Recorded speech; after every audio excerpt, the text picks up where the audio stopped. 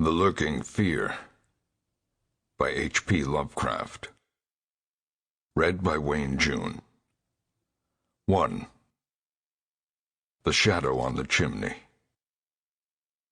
There was thunder in the air on the night I went to the deserted mansion atop Tempest Mountain to find the Lurking Fear. I was not alone, for foolhardiness was not then mixed with that love of the grotesque and the terrible which has made my career a series of quests for strange horrors in literature and in life.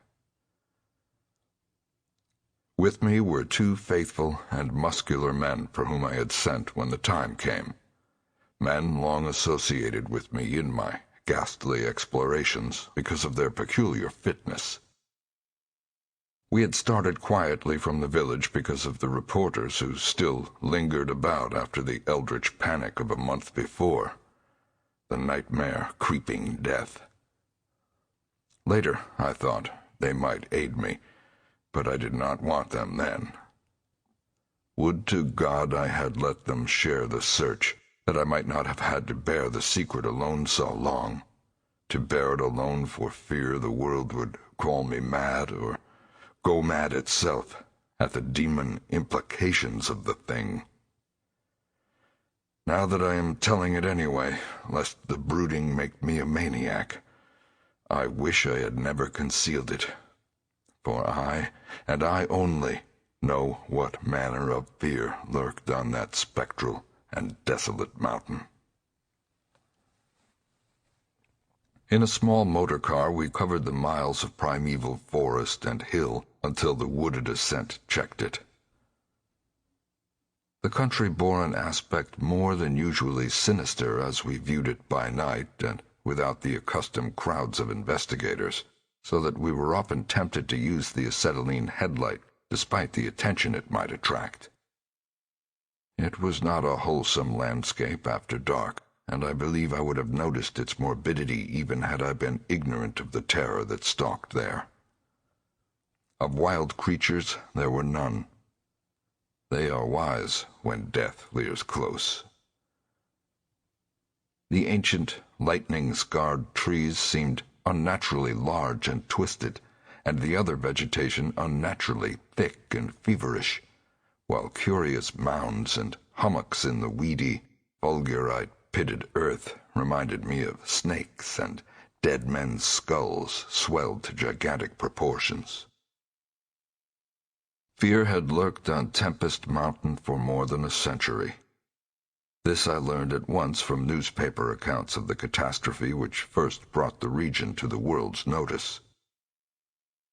The place is a remote, lonely elevation in that part of the Catskills where Dutch civilization once feebly and transiently penetrated, leaving behind as it receded only a few ruined mansions and a degenerate squatter population inhabiting pitiful hamlets on isolated slopes. Normal beings seldom visited the locality till the state police were formed, and even now only infrequent troopers patrol it. The fear, however, is an old tradition throughout the neighboring villages, since it is a prime topic in the simple discourse of the poor mongrels who sometimes leave their valleys to trade hand-woven baskets for such primitive necessities as they cannot shoot, raise, or make. The Lurking Fear dwelt in the shunned and deserted Martense mansion, which crowned the high but gradual eminence whose liability to frequent thunderstorms gave it the name of Tempest Mountain. For over 100 years, the antique, grove-circled stone house had been the subject of stories incredibly wild and monstrously hideous, stories of a silent, colossal, creeping death which stalked abroad in summer. With whimpering insistence, the squatters told tales of a demon which seized lone wayfarers after dark, either carrying them off or leaving them in a frightful state of gnawed dismemberment, while sometimes they whispered of blood trails toward the distant mansion. Some said the thunder called the Lurking Fear out of its habitation, while others said the thunder was its voice.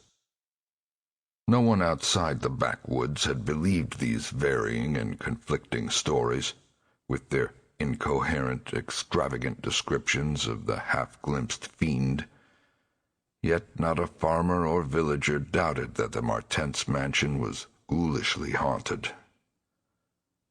Local history forbade such a doubt, although no ghostly evidence was ever found by such investigators as had visited the building after some especially vivid tale of the squatters.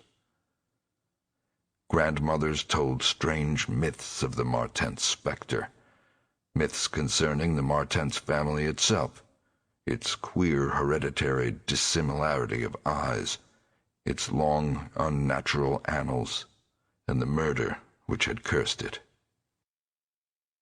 The terror which had brought me to the scene was a sudden and portentous confirmation of the mountaineers' wildest legends. One summer night, after a thunderstorm of unprecedented violence, the countryside was aroused by a squatter stampede which no mere delusion could create. The pitiful throngs of natives shrieked and whined of the unnameable horror which had descended upon them, and they were not doubted. They had not seen it, but had heard such cries from one of their hamlets that they knew a creeping death had come. In the morning, citizens and state troopers followed the shuddering mountaineers to the place where they said the death had come. Death was indeed there. The ground under one of the squatters' villages had caved in after a lightning stroke, destroying several of the malodorous shanties, but upon this property damage was superimposed an organic devastation which paled it to insignificance. Of a possible 75 natives who had inhabited this spot, not one living specimen was visible. The disordered earth was covered with blood and human debris, bespeaking too vividly the ravages of demon teeth and talons. Yet no visible trail led away from the carnage. That some hideous animal must be the cause, everyone quickly agreed, nor did any tongue now revive the charge that such cryptic deaths formed merely the sordid murders common in decadent communities. That charge was revived only when about 25 of the estimated population were found missing from the dead, and even then it was hard to explain the murder of 50 by half that number. But the fact remained that on a summer night a bolt had come out of the heavens and left a dead village whose corpses were horribly mangled, chewed, and clawed.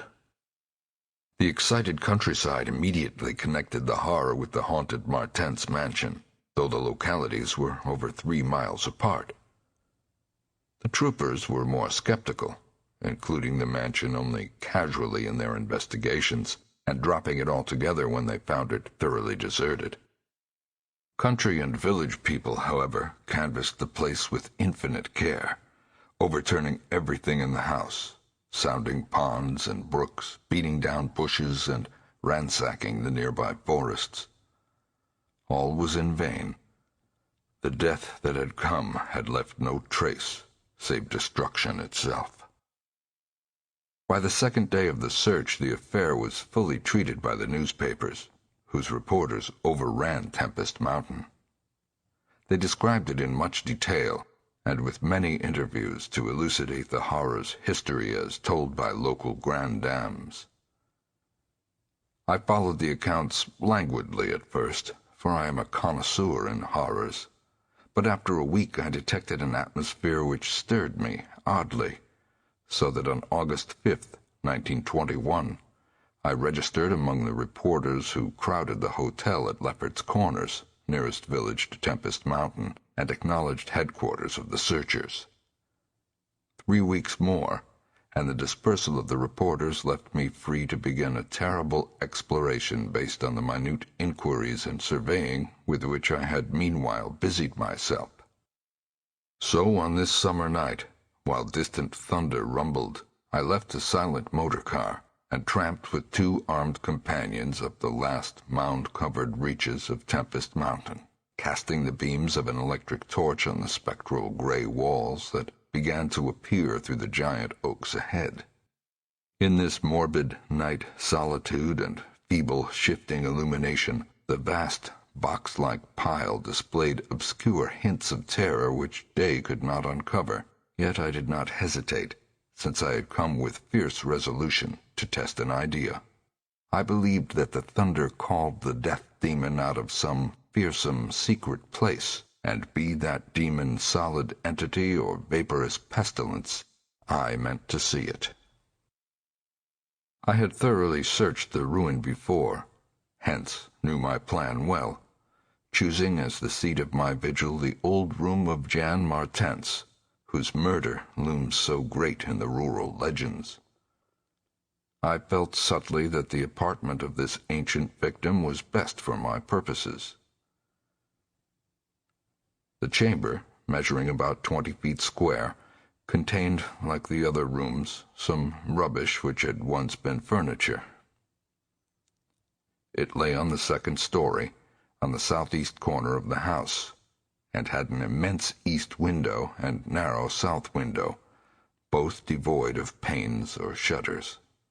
Opposite the large window was an enormous Dutch fireplace, with scriptural tiles representing the prodigal son, and opposite the narrow window was a spacious bed built into the wall. As the tree-muffled thunder grew louder, I arranged my plan's details. First I fastened side by side to the ledge of the large window 3 rope ladders which I had brought with me. I knew they reached a suitable spot on the grass outside, for I had tested them. Then the 3 of us dragged from another room a wide 4-poster bedstead, crowding it laterally against the window. Having strewn it with fir boughs, all now rested on it with drawn automatics, 2 relaxing while the 3rd watched.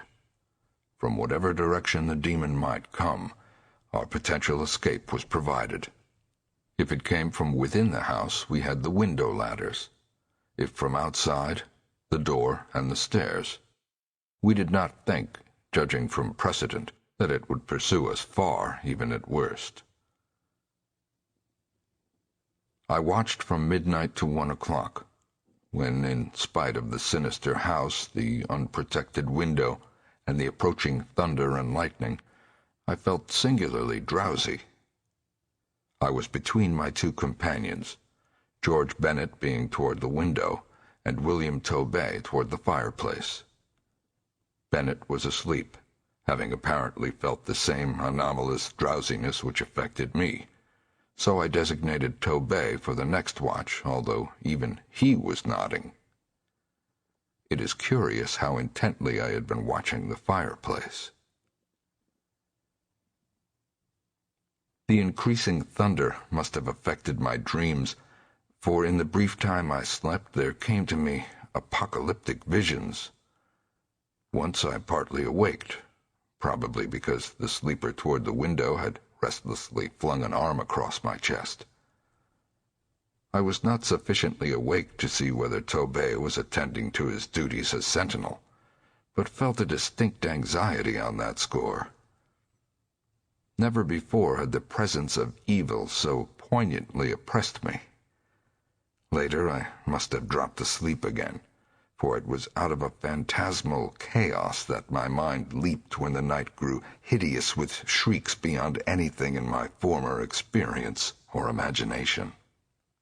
In that shrieking, the inmost soul of human fear and agony clawed hopelessly and insanely at the ebony gates of oblivion. I awoke to red madness and the mockery of diabolism, as farther and farther down inconceivable vistas, that phobic and crystalline anguish retreated and reverberated. There was no light, but I knew from the empty space at my right that Tobey was gone. God alone knew whither. Across my chest still lay the heavy arm of the sleeper at my left. Then came the devastating stroke of lightning which shook the whole mountain.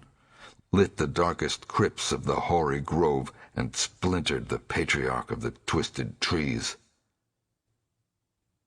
In the demon flash of a monstrous fireball, the sleeper started up suddenly, while the glare from beyond the window threw his shadow vividly upon the chimney above the fireplace from which my eyes had never strayed. That I am still alive and sane is a marvel I cannot fathom. I cannot fathom it, for the shadow on that chimney was not that of George Bennett, or of any other human creature, but a blasphemous abnormality from hell's nethermost craters, a nameless, shapeless abomination which no mind could fully grasp and no pen even partly describe. In another second I was alone in the accursed mansion, shivering and gibbering. George Bennett and William Tobey had left no trace, not even of a struggle. They were never heard of again. 2. A passer in the storm. For days after that hideous experience in the forest-swathed mansion, I lay nervously exhausted in my hotel room at Lefferts Corners. I do not remember exactly how I managed to reach the motor car, start it, and slip unobserved back to the village, for I retain no distinct impression save of wild-armed Titan trees, demoniac mutterings of thunder, and Coronian shadows athwart the low mounds that dotted and streaked the region. As I shivered and brooded on the casting of that brain-blasting shadow, I knew that I had at last pried out one of Earth's supreme horrors, one of those nameless blights of outer voids whose faint demon scratchings we sometimes hear on the farthest rim of space, yet from which our own finite vision has given us a merciful immunity. The shadow I had seen I hardly dared to analyze or identify. Something had lain between me and the window that night, but I shuddered whenever I could not cast off the instinct to classify it. If it had only snarled or bayed or laughed titteringly, even that would have relieved the abysmal hideousness. But it was so silent. It had rested a heavy arm or foreleg on my chest. Obviously it was organic, or had once been organic. Jan Martens, whose room I had invaded, was buried in the graveyard near the mansion. I must find Bennett and Tobey if they lived. Why had it picked them and left me for the last? Drowsiness is so stifling, and dreams are so horrible. In a short time I realized that I must tell my story to someone, or break down completely. I had already decided not to abandon the quest for the lurking fear, for in my rash ignorance it seemed to me that uncertainty was worse than enlightenment, however terrible the latter might prove to be. Accordingly, I resolved in my mind the best course to pursue, whom to select for my confidences, and how to track down the thing which had obliterated 2 men and cast a nightmare shadow. My chief acquaintances at Lefferts Corners had been the affable reporters, of whom several had still remained to collect final echoes of the tragedy. It was from these that I determined to choose a colleague, and the more I reflected, the more my preference inclined toward one Arthur Monroe, a dark, lean man of about 35, whose education, taste, intelligence, and temperament all seemed to mark him as one not bound to conventional ideas and experiences. On an afternoon in early September, Arthur Monroe listened to my story. I saw from the beginning that he was both interested and sympathetic, and when I had finished, he analyzed and discussed the thing with the greatest shrewdness and judgment.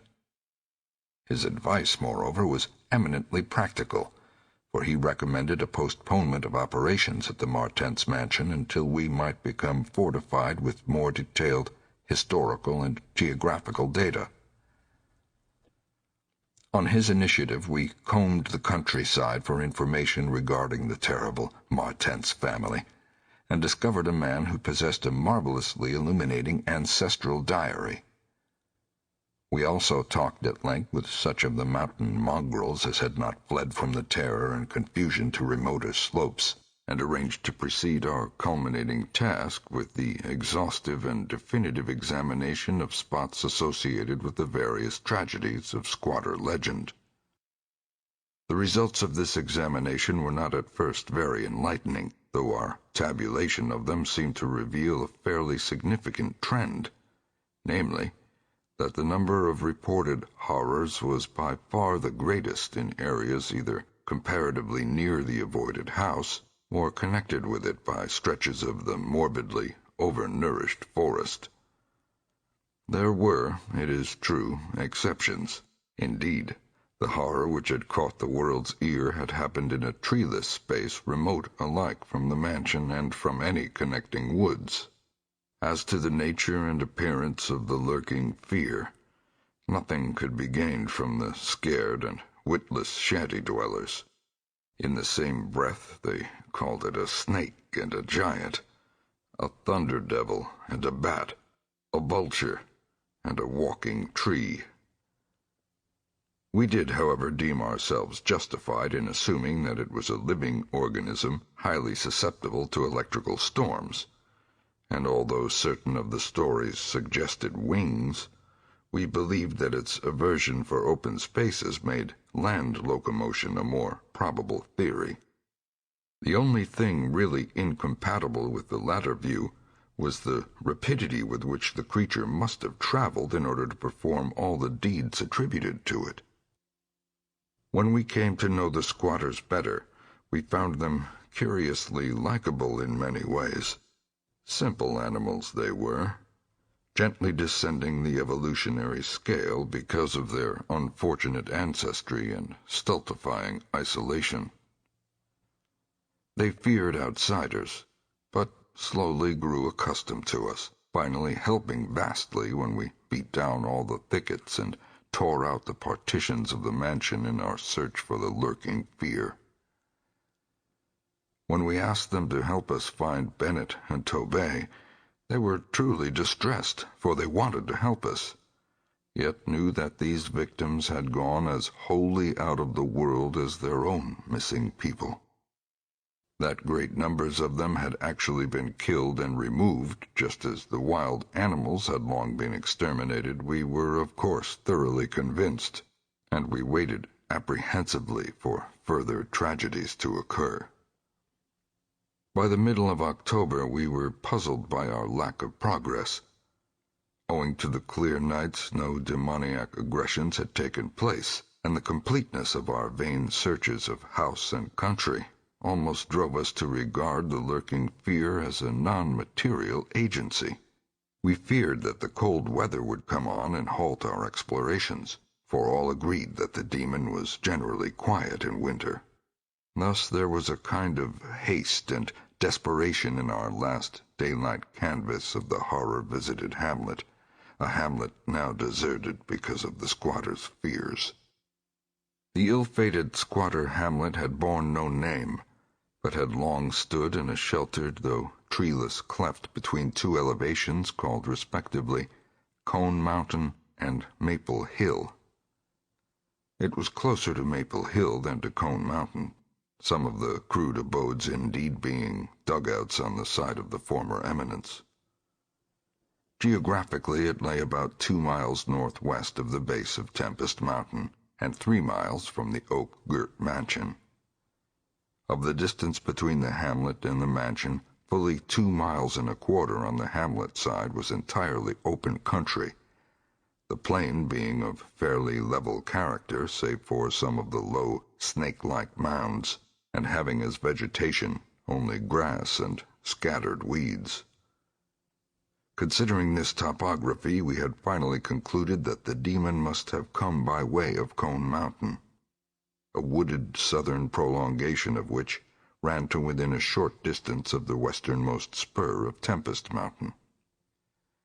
The upheaval of ground we traced conclusively to a landslide from Maple Hill, a tall, lone, splintered tree on whose side had been the striking point of the thunderbolt which summoned the fiend. As for the 20th time or more Arthur Monroe and I went minutely over every inch of the violated village, we were filled with a certain discouragement, coupled with vague and novel fears. It was acutely uncanny, even when frightful and uncanny things were common, to encounter so blankly clueless a scene after such overwhelming occurrences, and we moved about beneath the leaden, darkening sky with that tragic directionless zeal which results from a combined sense of futility and necessity of action. Our care was gravely minute. Every cottage was again entered, every hillside dugout again searched for bodies, every thorny foot of adjacent slope again scanned for dens and caves, but all without result. And yet, as I have said, vague, new fears hovered menacingly over us, as if giant, bat-winged griffins looked on transcosmic gulfs. As the afternoon advanced, it became increasingly difficult to see, and we heard the rumble of a thunderstorm gathering over Tempest Mountain. This sound in such a locality naturally stirred us, though less than it would have done at night. As it was, we hoped desperately that the storm would last until well after dark, and with that hope turned from our aimless hillside searching toward the nearest inhabited hamlet to gather a body of squatters as helpers in the investigation. Timid as they were, a few of the younger men were sufficiently inspired by our protective leadership to promise such help. We had hardly more than turned, however, when there descended such a blinding sheet of torrential rain that shelter became imperative. The extreme, almost nocturnal darkness of the sky caused us to stumble badly, but guided by the frequent flashes of lightning and by our minute knowledge of the hamlet, we soon reached the least porous cabin of the lot, an heterogeneous combination of logs and boards whose still existing door and single tiny window both faced Maple Hill. Barring the door after us against the fury of the wind and rain, we put in place the crude window shutter which our frequent searches had taught us where to find. It was dismal sitting there on rickety boxes in the pitchy darkness, but we smoked pipes and occasionally flashed our pocket lamps about.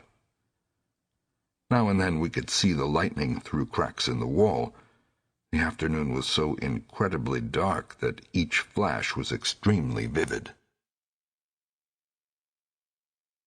The stormy vigil reminded me shudderingly of my ghastly night on Tempest Mountain.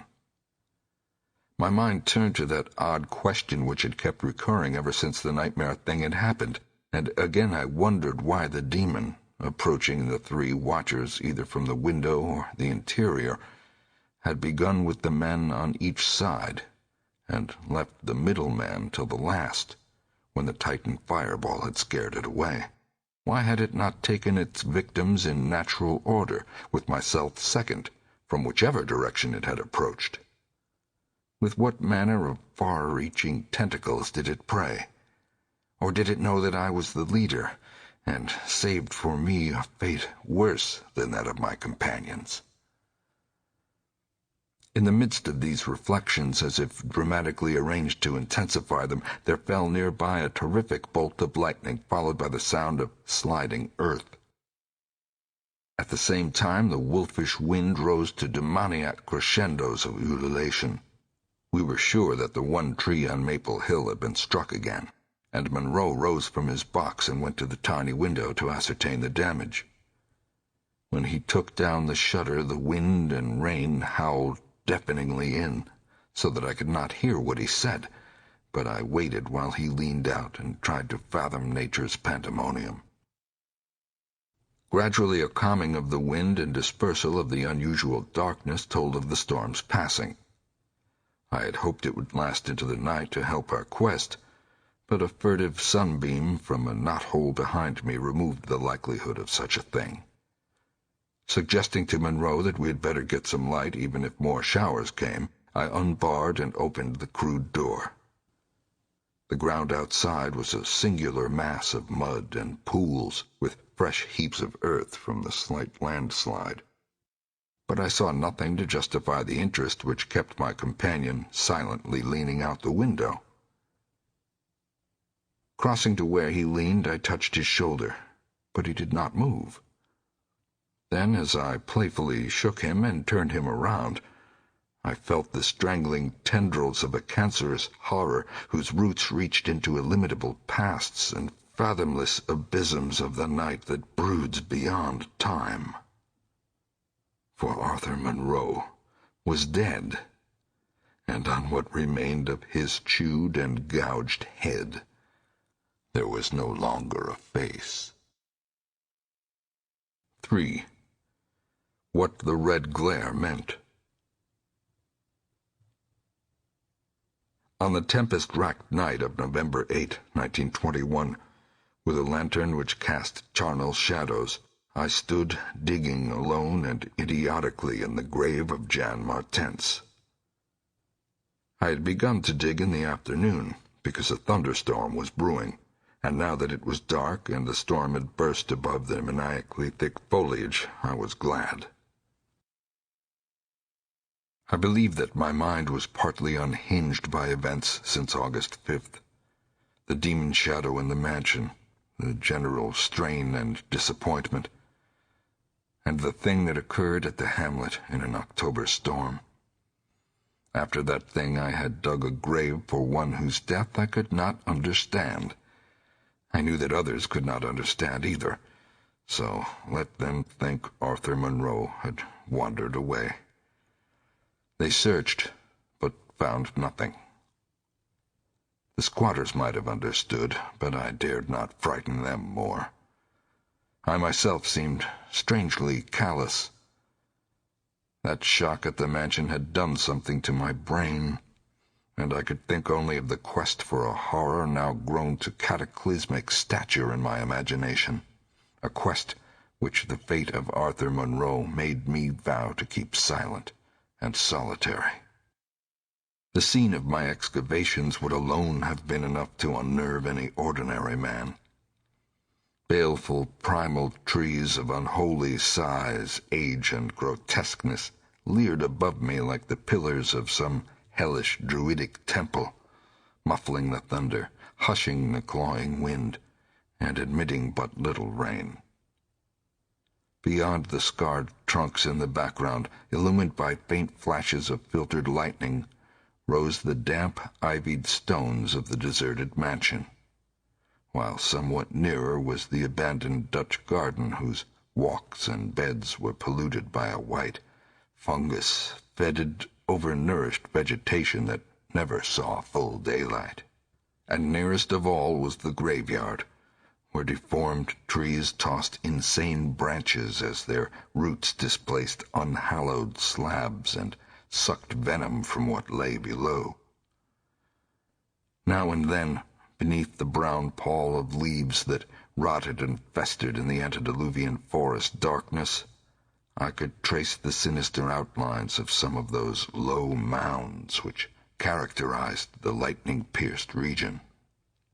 History had led me to this archaic grave. History, indeed, was all I had after everything else ended in mocking Satanism. I now believed that the lurking fear was no material being, but a wolf-fanged ghost that rode the midnight lightning.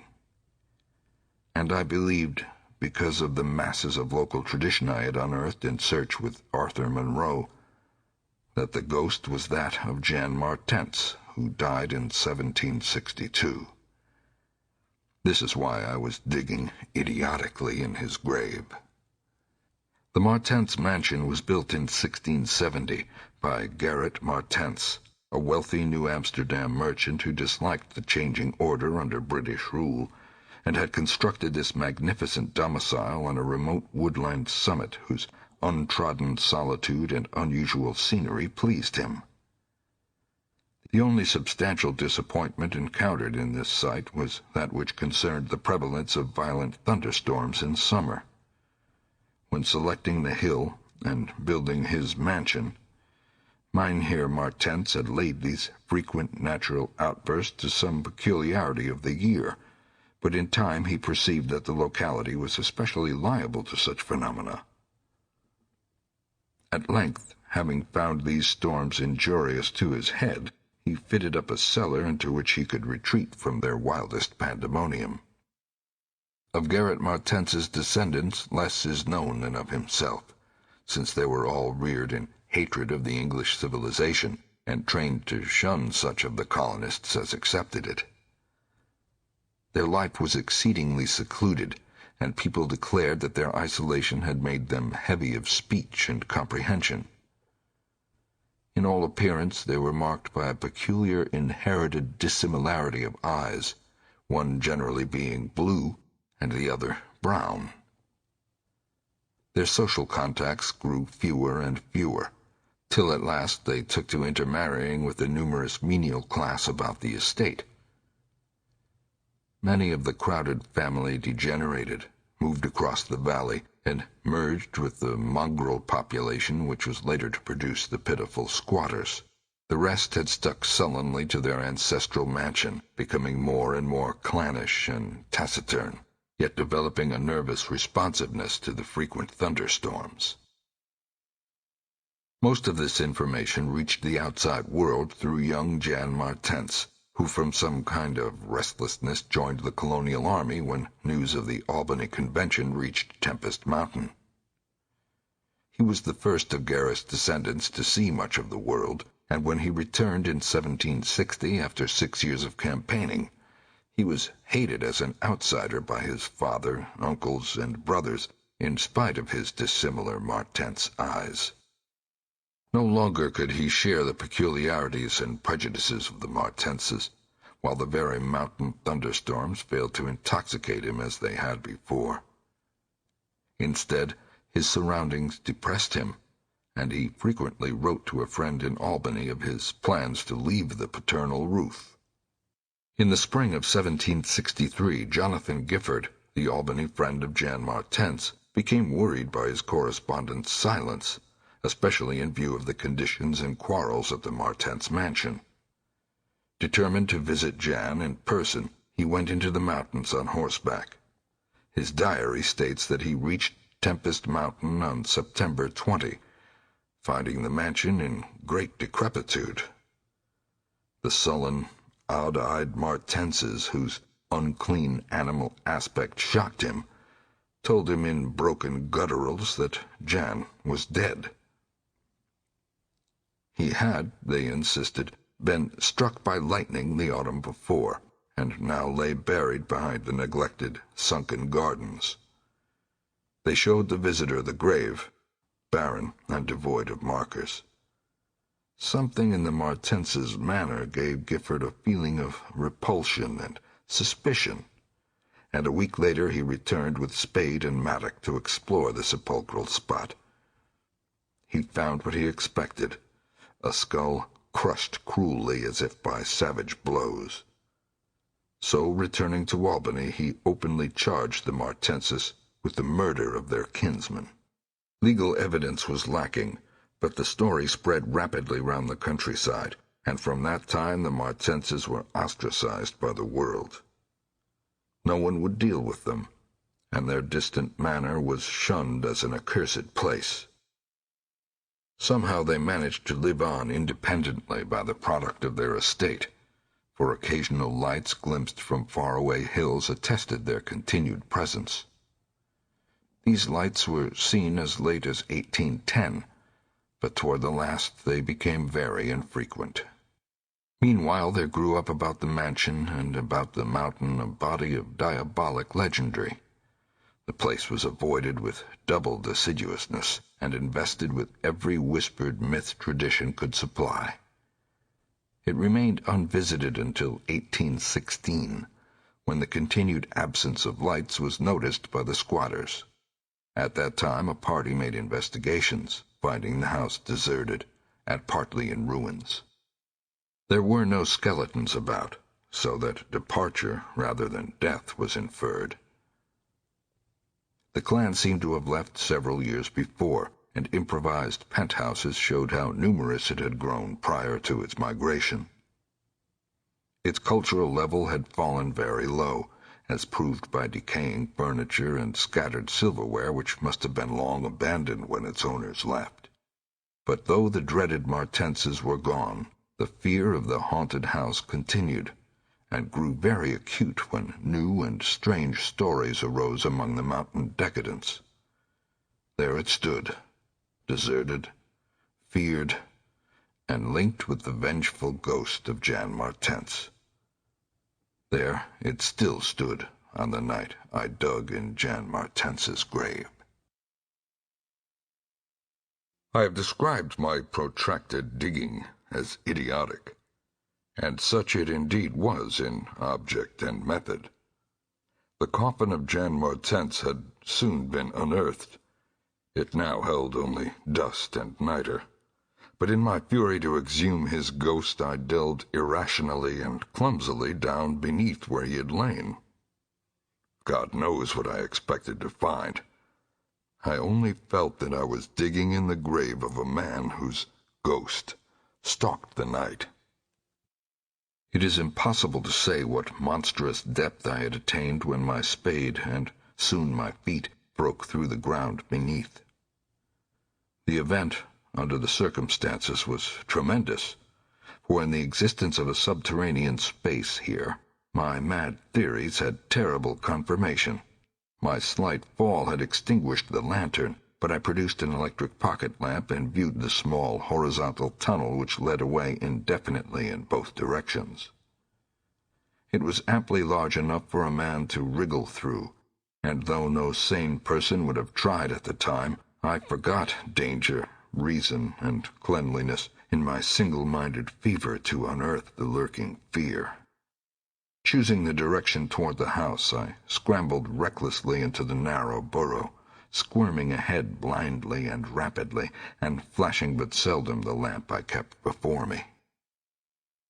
What language can describe the spectacle of a man lost in infinitely abysmal earth, pawing, twisting, wheezing, scrambling madly through sunken convolutions of immemorial blackness without an idea of time, safety, direction, or definite object? There is something hideous in it. But that is what I did. I did it for so long that life faded to a far memory, and I became one with the moles and grubs of nighted depths. Indeed, it was only by accident that after interminable writhings I jarred my forgotten electric lamp alight, so that it shone eerily along the burrow of caked loam that stretched and curved ahead. I had been scrambling in this way for some time, so that my battery had burned very low, when the passage suddenly inclined sharply upward, altering my mode of progress. And as I raised my glance, it was without preparation that I saw, glistening in the distance, two demoniac reflections of my expiring lamp. Two reflections, glowing with a baneful and unmistakable effulgence, and provoking maddeningly nebulous memories. I stopped automatically, though lacking the brain to retreat. The eyes approached, yet of the thing that bore them I could distinguish only a claw. But what a claw! Then far overhead I heard a faint crashing which I recognized. It was the wild thunder of the mountain, raised to hysteric fury. I must have been crawling upward for some time, so that the surface was now quite near, and as the muffled thunder clattered, those eyes still stared with vacuous viciousness. Thank God I did not then know what it was, else I should have died. But I was saved by the very thunder that had summoned it, for after a hideous wait there burst from the unseen outside sky one of those frequent mountainward bolts whose aftermath I had noticed here and there as gashes of disturbed earth and fulgurites of various sizes. With cyclopean rage it tore through the soil above that damnable pit, blinding and deafening me, yet not wholly reducing me to a coma. In the chaos of sliding, shifting earth, I clawed and floundered helplessly till the rain on my head steadied me, and I saw that I had come to the surface in a familiar spot, a steep, unforested place on the southwest slope of the mountain. Recurrent sheet lightnings illumined the tumbled ground and the remains of the curious low hummock which had stretched down from the wooded higher slope. But there was nothing in the chaos to show my place of egress from the lethal catacomb. My brain was as great a chaos as the earth, and as a distant red glare burst on the landscape from the south, I hardly realized the horror I had been through. But when 2 days later the squatters told me what the red glare meant, I felt more horror than that which the mold burrow and the claw and eyes had given. More horror because of the overwhelming implications. In a hamlet 20 miles away, an orgy of fear had followed the boat which brought me above ground, and a nameless thing had dropped from an overhanging tree onto a weak-roofed cabin. It had done a deed, but the squatters had fired the cabin in frenzy before it could escape. It had been doing that deed at the very moment the earth caved in on the thing with the claw and eyes. 4. The horror in the eyes. There can be nothing normal in the mind of one who, knowing what I knew of the horrors of Tempest Mountain, would seek alone for the fear that lurked there.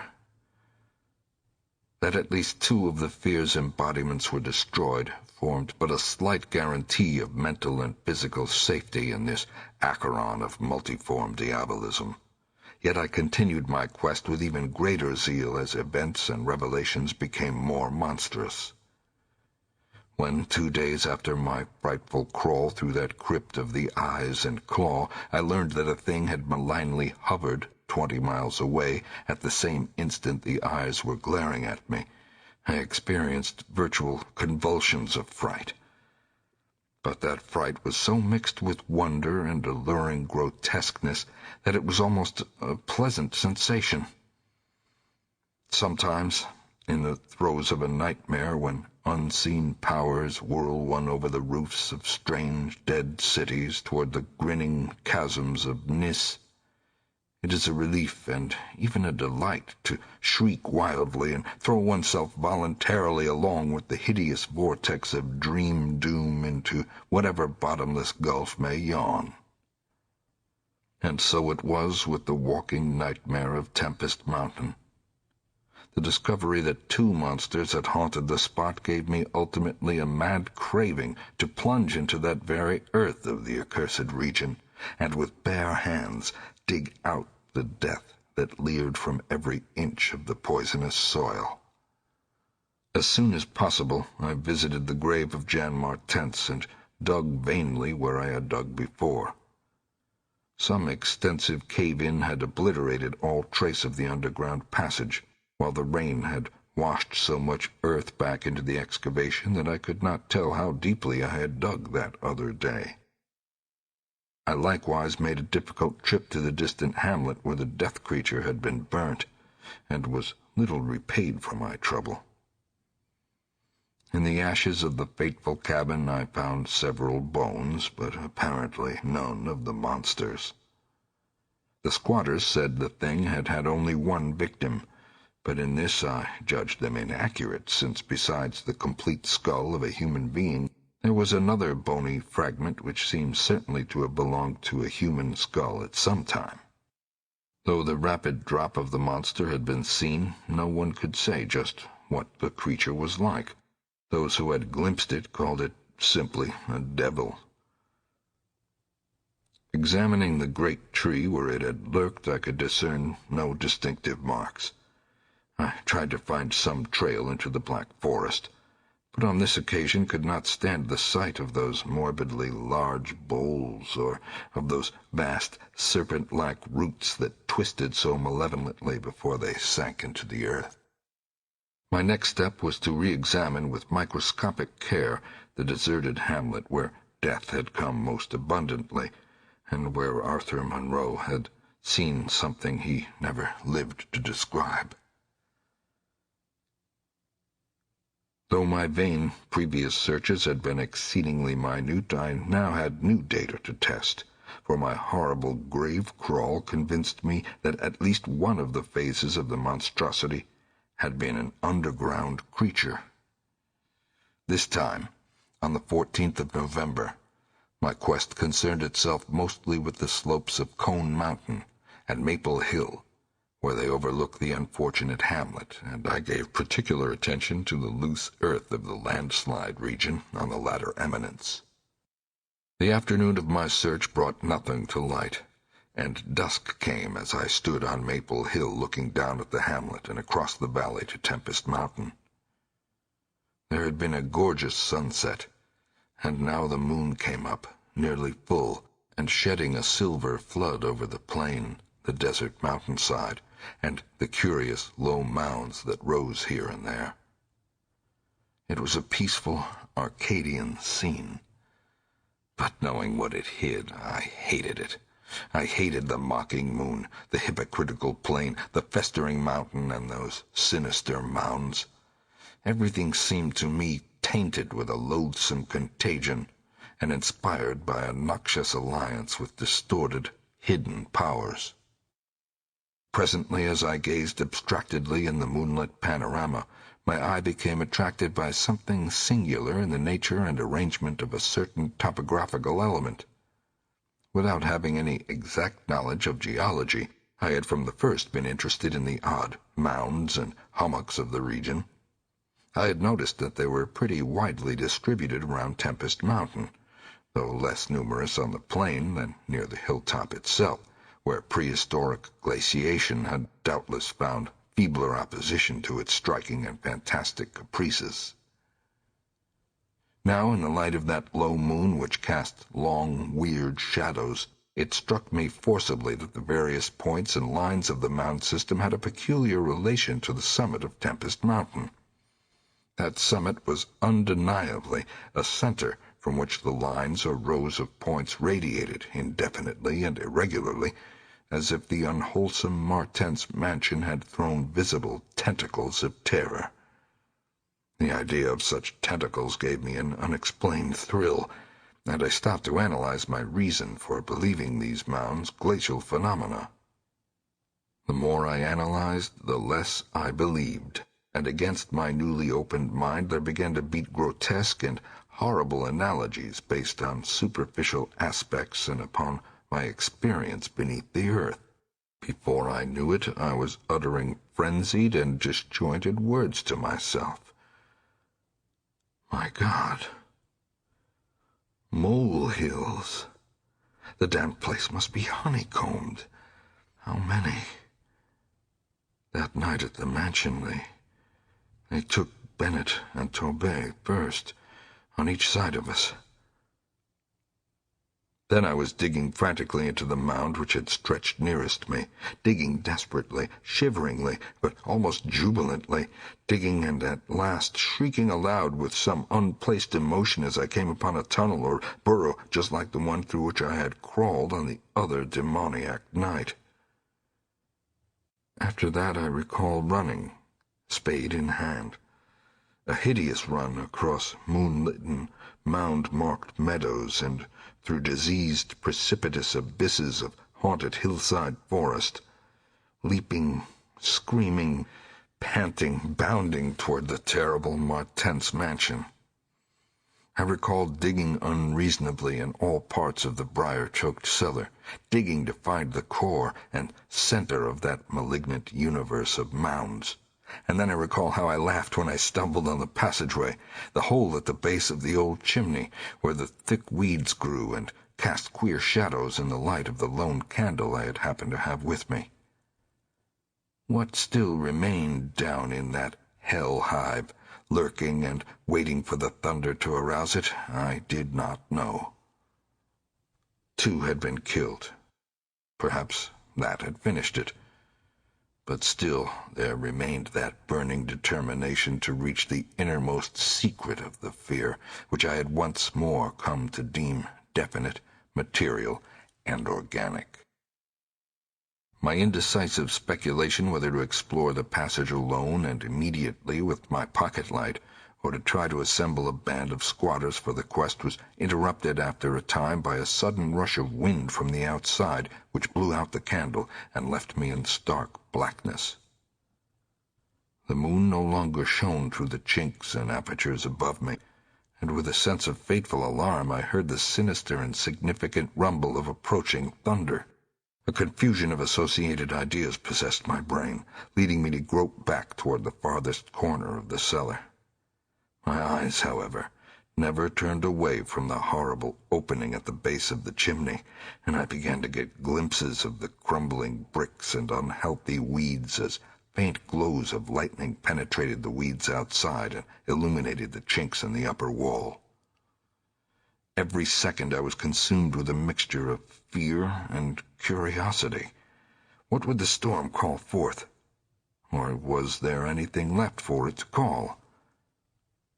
Guided by a lightning flash, I settled myself down behind a dense clump of vegetation, through which I could see the opening, without being seen. If heaven is merciful, it will someday efface from my consciousness the sight that I saw, and let me live my last years in peace. I cannot sleep at night now, and have to take opiates when it thunders. The thing came abruptly and unannounced, a demon, rat-like scurrying from pits remote and unimaginable, a hellish panting and stifled grunting, and then from that opening beneath the chimney a burst of multitudinous and leprous life. A loathsome night-spawned flood of organic corruption, more devastatingly hideous than the blackest conjurations of mortal madness and morbidity. Seething, stewing, surging, bubbling like serpent slime, it rolled up and out of that yawning hole, spreading like a septic contagion, and streaming from the cellar at every point of egress, streaming out to scatter through the accursed midnight forests and strew fear, madness, and death. God knows how many there were. There must have been thousands. To see the stream of them in that faint intermittent lightning was shocking. When they had thinned out enough to be glimpsed as separate organisms, I saw that they were dwarfed, deformed, hairy devils or apes, monstrous and diabolic caricatures of the monkey tribe. They were so hideously silent. There was hardly a squeal when one of the last stragglers turned with the skill of long practice to make a meal in accustomed fashion on a weaker companion. Others snapped up what it left and ate with slavering relish. Then, in spite of my days of fright and disgust, my morbid curiosity triumphed, and as the last of the monstrosities oozed up alone from that netherworld of unknown nightmare, I drew my automatic pistol and shot it under cover of the thunder. Shrieking, slithering, torrential shadows of red, viscous madness, chasing one another through endless and sanguine condors of purple, fulgur sky. Formless phantasms and kaleidoscopic mutations of a ghoulish, remembered scene. Forests of monstrous, overnourished oaks with serpent roots twisting and sucking unnamable juices from an earth verminous with millions of cannibal devils, mound-like tentacles groping from underground nuclei of polypus perversion. Insane lightning over malignant, ivied walls and demon arcades choked with fungus vegetation. Heaven be thanked, for the instinct which led me unconscious to places where men dwell, to the peaceful village that slept under the calm stars of clearing skies. I had recovered enough in a week to send to Albany for a gang of men to blow up the Martens mansion and the entire top of Tempest Mountain with dynamite, stop up all the discoverable mound burrows, and destroy certain overnourished trees whose very existence seemed an insult to sanity. I could sleep a little after they had done this, but true rest will never come as long as I remember that nameless secret of the lurking fear. The thing will haunt me, for who can say that the extermination is complete, and that analogous phenomena do not exist all over the world? Who can, with my knowledge, think of the Earth's unknown caverns without a nightmare dread of future possibilities? I cannot see a well or a subway entrance without shuddering. Why cannot the doctors give me something to make me sleep, or truly calm my brain when it thunders?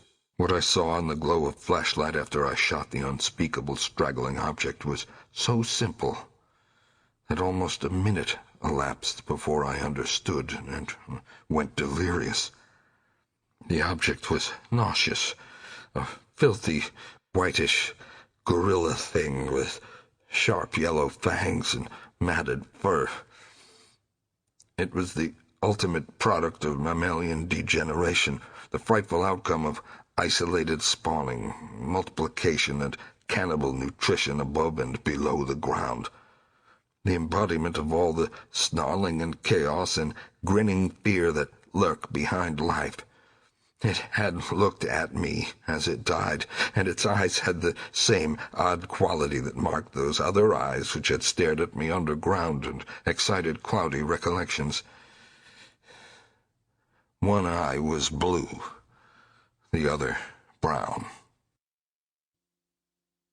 They were the dissimilar Martens eyes of the old legends, and I knew in one inundating cataclysm of voiceless horror what had become of that vanished family, the terrible and thunder-crazed House of Martens.